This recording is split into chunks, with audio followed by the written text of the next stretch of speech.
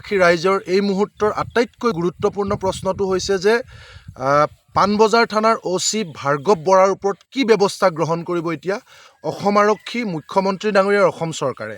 কাৰণ কেৱল নিলম্বনেই একমাত্ৰ শাস্তি হ'ব নোৱাৰে। মুকলিকৈ ইমান অমায়িক ছাত্ৰজনক, উচ্চ শিক্ষিত কটন বিশ্ববিদ্যালয়ৰ অৰ্থনীতি বিভাগৰ ছাত্ৰজনক জ্ঞানদীপ হাজৰিকাক মুকলিকৈ হত্যা কৰাৰ চেষ্টা চলোৱা আৰক্ষী বিষয়াগৰাকীক, সেই জিঘাংসু আৰক্ষী বিষয়াগৰাকীক, সেই অপৰাধী মানসিকতাৰ ব্যক্তিগৰাকীক কেৱল নিলম্বনে শাস্তি নে? আমি গোটেই ঘটনা ইতিমধ্যে অসমবাসী ৰাইজে, ভাৰতবাসী ৰাইজে আমি দেখিলোঁ যে কি ধৰণেৰে আচলতে খাকী পোছাকৰ অপব্যৱহাৰ কৰি এগৰাকী অসহায় যুৱক, যিগৰাকী ছাত্ৰই নিজৰ পঢ়াৰ খৰচ উলিয়াবৰ কাৰণে ইমান দিনে ৰাতিয়ে কষ্ট কৰা এগৰাকী ছাত্ৰক, পিতৃহাৰা এগৰাকী ছাত্ৰৰ ওপৰত এনেকুৱা ধৰণৰ আক্ৰমণ, এই কথাটো আচলতে আমি ভাবোঁ যে আৰক্ষীয়ে নিজাববীয়াকৈ স্বমত গোচৰ ল'ব লাগে। স্বমত গোচৰ লৈ তেওঁক ইমিডিয়েট গ্ৰেপ্তাৰ কৰিব লাগে। কাৰণ এই আৰক্ষী বিষয়াগৰাকীয়ে দীঘলী পুখুৰী পাৰৰ গছ কটাৰ বিৰুদ্ধে কৰা আন্দোলনৰ প্ৰতিবাদকাৰীসকলৰ ওপৰতো জঁপিয়াই পৰিছিল। আমি দেখিছিলোঁ টিভিত, আৰু আমি সন্মুখৰ পৰা দেখিছিলোঁ কেনেকৈ তেওঁ আক্ৰমণ চলাইছিলে। আৰু সকলো সীমা চেৰাই গৈ যোৱাকালি যি ধৰণে জ্ঞানদীপ হাজৰিকাৰ ওপৰত আক্ৰমণ চলালে, এই ঘটনা গৰিহণা নিন্দা জনাবৰ কাৰণে আমাৰ কোনো ভাষা নাই।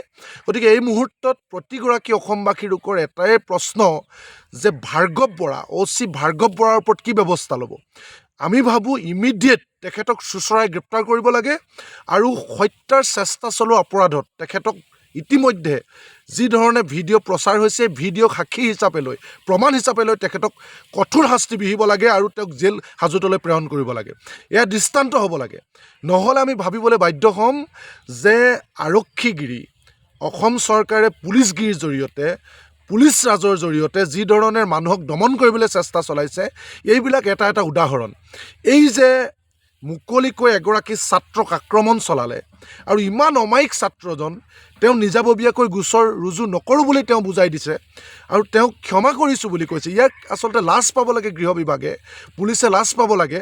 গতিকে আমাৰ এটাই কথা যে এই যে পুলিচৰ এই দাদাগিৰি, এই যে পুলিচ ৰাজ, পুলিচগিৰি, পুলিচৰ যে সাধাৰণ মানুহৰ ওপৰত বৰ্বৰতা, এইটো যদি ৰোধ নকৰে, তেতিয়াহ'লে আমি ভাবিবলৈ বাধ্য হ'ম গৃহমন্ত্ৰীৰ দায়িত্বত থকা মুখ্যমন্ত্ৰী হিমন্ত বিশ্ব শৰ্মা চৰকাৰে আচলতে ইচ্ছাকৃতভাৱে এনেকুৱা ধৰণৰ পুলিচ ৰাজক, পুলিচ তন্ত্ৰক আচলতে এক্সাম্পল হিচাপে ছেট কৰিব বিচাৰিছে যে কোনো মানুহে যাতে চৰকাৰৰ বিৰুদ্ধে মাত নামাতে, কোনো মানুহে যাতে আচলতে নিজৰ অধিকাৰৰ কথা ক'বলৈ যাতে ভয় কৰে, এই ধৰণে দাদাগিৰি চলাই আচলতে দমন কৰিবৰ কাৰণে এনেকুৱা একাংশ ৰাং কুকুৰৰ নিচিনা পুলিচক জনতাৰ মাজত মেলি দিছে বুলি আমি ভাবিবৰ কাৰণে বাধ্য হ'ম। আৰু যদি নহয়, তেতিয়াহ'লে ইমিডিয়েট OC ভাৰ্গৱ বৰাক, পাণবজাৰ থানা OC ভাৰ্গৱ বৰাক, কাৰণ ইমানখিনি প্ৰমাণ আছে, তেখেতক স্বমত কেছ ল'ব লাগে, নিজাববীয়া কেছ লৈ তাৎক্ষণিকভাৱে গ্ৰেপ্তাৰ কৰি জেল হাজতলৈ প্ৰেৰণ কৰক। তেতিয়া আমি বুজিম হয় যে চৰকাৰ ৰাইজৰ পক্ষত আছে, চৰকাৰ ছাত্ৰ ছাত্ৰীৰ পক্ষত আছে, চৰকাৰ ন্যায়ৰ পক্ষত আছে। অন্যথা আমি ভাবিবলৈ বাধ্য হ'ম এই ধৰণে আচলতে চৰকাৰে, আমি পুনৰবাৰ কৈছোঁ যে ৰাইজক ওপৰত পুলিচ মেলি দিছে, ৰাং কুকুৰ মেলি দিছে, পুলিচক ব্যৱহাৰ কৰিছে, আৰু মানুহৰ কণ্ঠক ৰুদ্ধ কৰিবৰ কাৰণে এই ধৰণে এটা ষড়যন্ত্ৰ ৰচনা কৰিছে।